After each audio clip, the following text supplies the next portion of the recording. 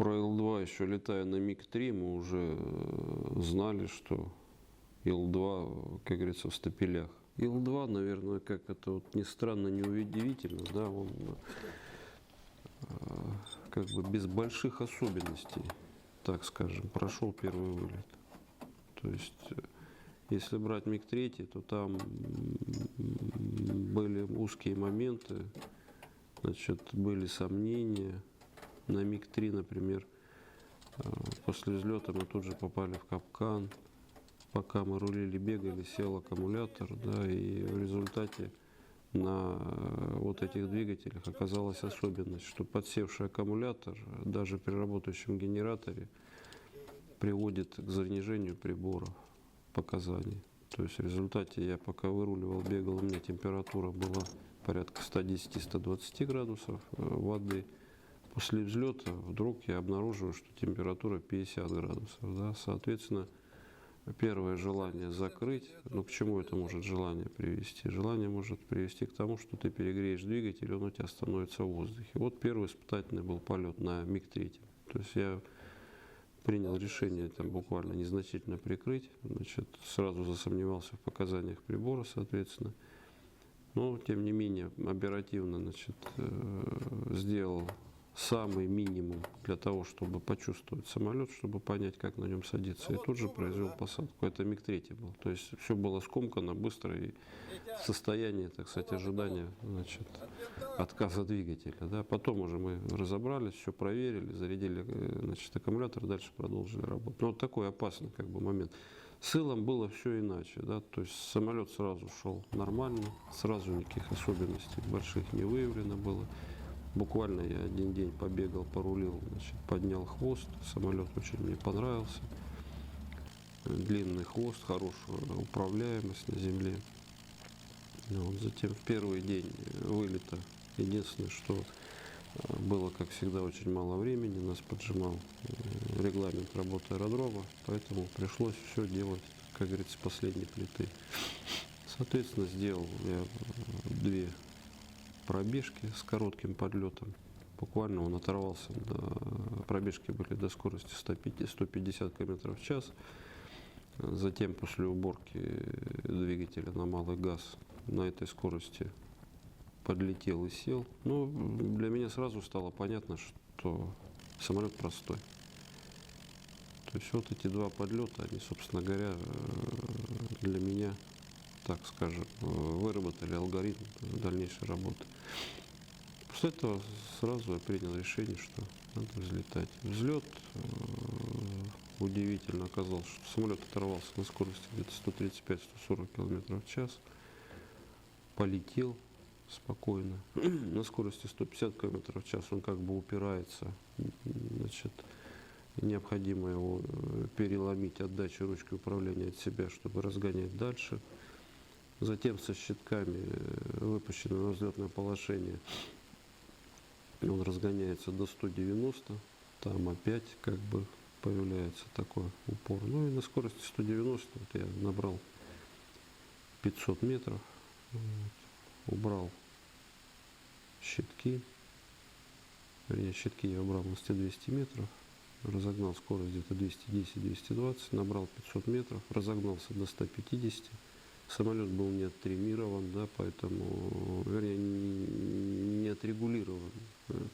Поэтому возникли большие давящие усилия влево, чтобы сохранить горизонтальный полет. На большой скорости возникает опять разворачивающий момент вправо. Надо давать левую педаль, причем ощутимо килограмма 3. Что бросилось, это большие усилия на органы управления. То есть даже на пробежке мне для того, чтобы оторвать хвост, если на МиГе буквально там без особых усилий чуть от себя отдаешь, он отрывает хвост, то здесь пришлось давить ручку управления от себя с усилием килограмм, наверное, 10, может быть, больше. Только после этого он оторвал хвост. После окончания виража выпустил щитки в посадочное положение. Они тоже имеют особенность. По инструкции написано, что на скорости 210 и выше они выпускаются в положении 10 градусов щитки, а после гашения скорости ниже 210 выпускаются в положение 44. У нас произошло наоборот. То есть я щитки выпустил, погасил скорость до 180, они вышли в первую позицию, 10 градусов. После этого начал гасить скорость дальше. На скорости 150, наверное, 155 км в час почувствовал, что они вышли во второе положение. Посадочное 44. Вот. Дальше основная задача была это создать посадочное положение, достигнуть минимальной скорости для того, чтобы привыкнуть к расходам рулей на посадке. Удивило то, что самолет спокойно летел, значит, при незначительной обдувке на скорости 120 км в час. То есть это тоже показатель очень высокий. После ниже 120 он начал просто парашютировать устойчиво, без всяких там, значит, отклонений.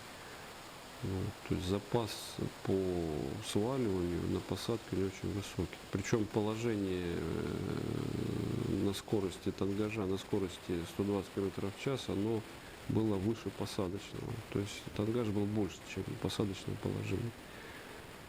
Вот. Ну и, собственно говоря, все. Сделав на этой скорости несколько маневров, значит, дальше приступил к снижению, к заходу на посадку. И посадка тоже, она на первом вылете обычно делается очень пологая. То есть заходишь на скорости, на Ил-2 я заходил 180-185 км в час. Хотя по инструкции написано 210, да, но самолет легкий, поэтому, так сказать, по запасу скоростей, по ощущениям, вот 190 была скорость нормальная.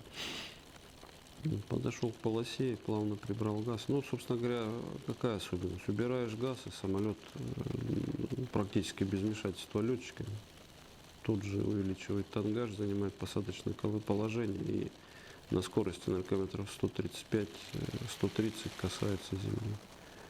Ну, собственно говоря, и все. Очень мягко, без всяких там проблем.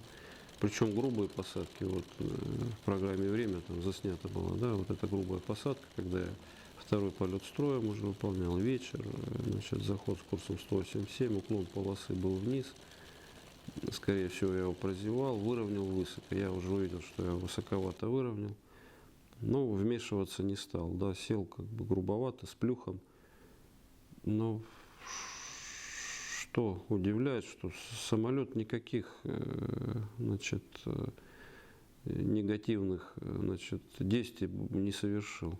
То есть он подпрыгнул, покатился дальше, 2 раза там качнулся и проблем таких каких-то не вызвал. На МиГ-3 такая посадка не прошла.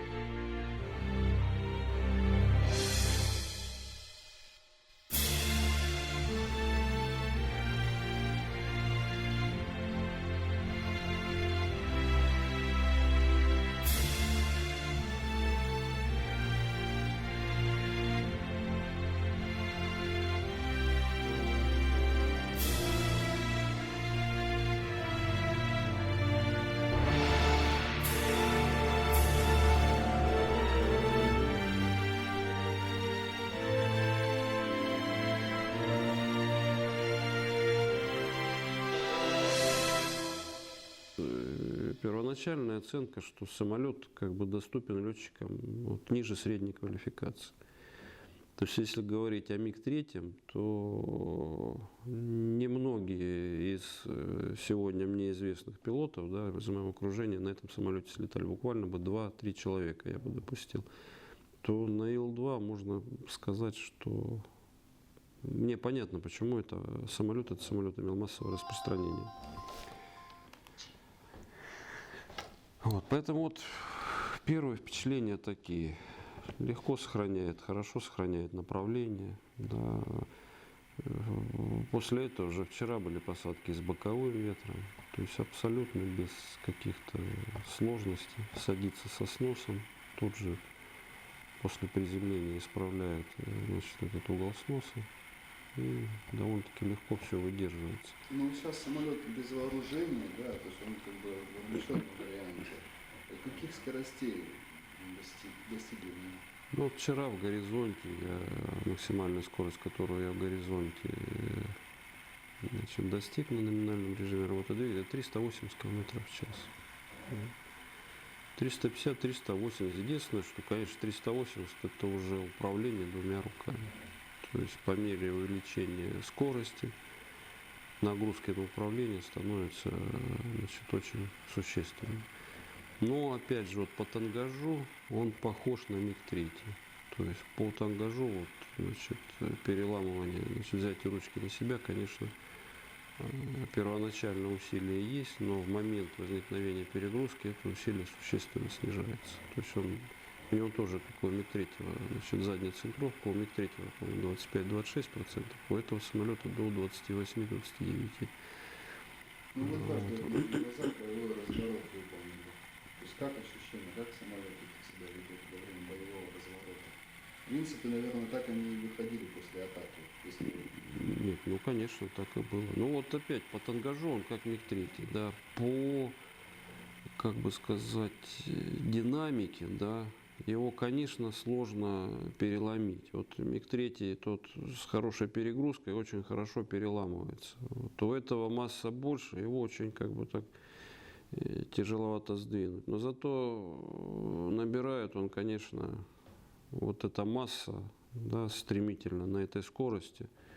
Если МиГ-3 на скорости 300 км в час, 350 очень быстро, там, значит, закончит свой набор, да, все будет в основном за счет тяги двигателя, то этот за счет массы хорошо сохраняет вот эту энергию, да, и значит, когда вот ЗЯК-52 строем мы летали, съемкой занимались, мне надо было на высоте 300 метров остановиться.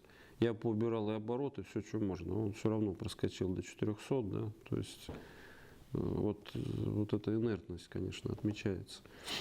Вот. Хотя вот, еще раз я говорю, да, управление мне понравилось, самолет очень устойчиво летит на скорости 300 и 350, очень тепло в самолете, хорошо, да, то есть вот, несмотря на то, что на улице там 5 градусов было, в самолете, например, в кожаной куртке будет жарко, вот, потом в комбинезоне приходилось летать. Вот. Ну, утомляемость, я думаю, не такая высокая.